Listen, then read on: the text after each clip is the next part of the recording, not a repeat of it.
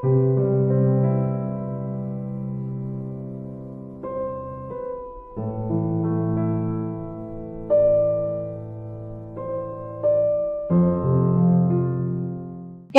பேருக்கு எக்ஸாம் எழுதும் போது சில கேள்விக்கு பதில் எவ்வளவோ யோசிச்சு பார்த்தா கூட வெளியில வராது. ஆனா எக்ஸாம் ஹாலை விட்டு வெளில வரும்போது இப்படி எதிர்க்கலாமே, அந்த மாதிரி எதிர்க்கலாமே, இது இந்த மாதிரி அட்டென்ட் பண்ணிருக்கலாமே அப்படின்னு தோணும் இல்லையா? சோ நிறைய டைம்ல ஆபீஸ்ல கூட சில ஆர்குமெண்ட்ஸ் எல்லாம் நடக்கும் போது எல்லாரும் முன்னாடி இந்த பதில் கொடுத்திருக்கலாமே, அடடா அப்போ சரியான ஒரு தருணத்துல அந்த தாட் இல்லையே அப்படின்னு நிறைய பேரு யோசிச்சிருக்கிறது உண்டு.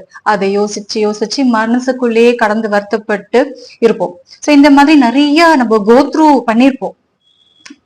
சோ இந்த மாதிரி ஒரு மனதின் இருப்பு, அதாவது பிரசன்ஸ் ஆஃப் மைண்ட் அப்படின்னு சொல்லுவோம். இது எல்லா நேரம் உங்களுக்கு செயல்படணும் அப்படின்னா இந்த பதிவை முழுசா பாருங்க. அதுக்கு முன்னாடி இந்த சேனலை சப்ஸ்கிரைப் பண்ணாதவங்க பண்ணிடுங்க, பெல் பட்டன் பிரஸ் பண்ணிடுங்க.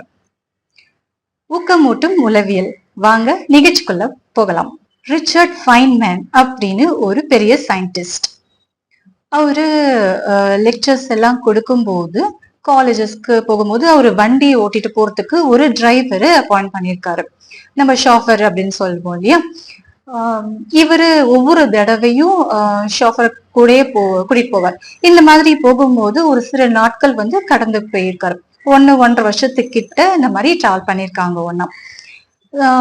ஒரு நாள் இந்த டிரைவர் சயின்டிஸ்ட் கிட்ட போயிட்டு, சார் எனக்கு ஒரு ஆசை, ஒரே ஒரு நாள் மட்டும் நான் உங்களை மாதிரியே ட்ரெஸ் பண்ணிட்டு உங்களோட லெக்சர்ஸை நான் ப்ரெசென்ட் பண்ணணும் அப்படின்னு சொன்னாரு.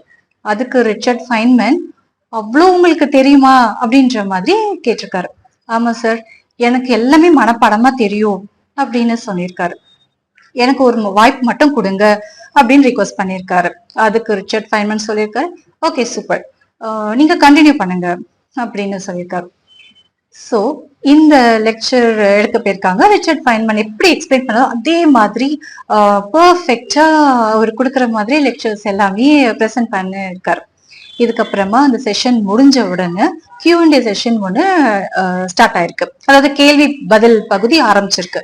இதுல நிறைய பேர் எழுந்து கேள்வி கேட்க ஆரம்பிச்சிருக்காங்க. அதுல ஒருத்தர் மட்டும் எழுது, இந்த ஈக்குவேஷன்ஸ் எக்ஸ்பிளைன் பண்ணீங்கல்ல, அதுக்கான ரீசனும் அதோட இலாபரேட்டா சொல்லுங்க அப்படின்னு கேட்டிருக்காரு. அப்போ அங்க உட்கார்ந்துட்டு இருக்க அந்த சயின்டிஸ்ட் அடடா இதுக்கு எப்படி பதில் சொல்ல போறாரு அப்படின்னு நினைச்சிட்டு இருக்க சமயத்துல அந்த ஷாஃபர் டக்குன்னு என்ன பண்ணிட்டாரு, இது ரொம்ப சுலபமான கேள்விங்க, இது என்னுடைய வண்டி ஓட்டுற ஷாஃபரே பதில் சொல்வாரு அப்படின்னு ரிச்சர்ட் ஃபைன்மேன் கை காமிச்சு சொல்லியிருக்காரு. அவர்கிட்ட இந்த பதிலை நீங்க கேட்டுக்கோங்க அப்படின்னு சொல்லிட்டாரு. சோ இவர் இந்த ஷாஃபர் எவ்வளவு அருமையான அந்த ஒரு மனதின் இருப்பு, அதாவது பிரசன்ஸ் ஆஃப் மைண்ட் எங்க அப்ளை பண்ணியிருக்காரு அப்படின்றது நம்ம எல்லாராலையும் பார்க்க முடியுது. ஒரு சிலருக்கு பை பர்த், பிறவியிலேயே இந்த ஒரு special quality presence of mind அதிகமா இருக்கும். சில பேரு முறையான பயிற்சி எடுத்துட்டதுனால அந்த திறமையை வளர்த்துப்பாங்க. சோ அதை எப்படி வளர்த்துக்கலாம், அதை எப்படி டெவலப் பண்ணலாம் அப்படின்றத இப்போ நம்ம பார்க்கலாமா. நம்பர் 1, எந்த ஒரு விஷயத்தையோ நாம கேட்கும் போது அதை முழுமையா கவனமா கேட்கணும்.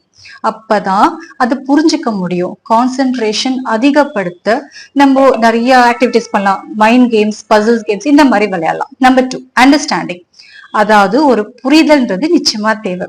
புரிந்து கொள்ளாத எந்த ஒரு விஷயத்தையும் அதனால எந்த பயனும் இல்லை இல்லையா?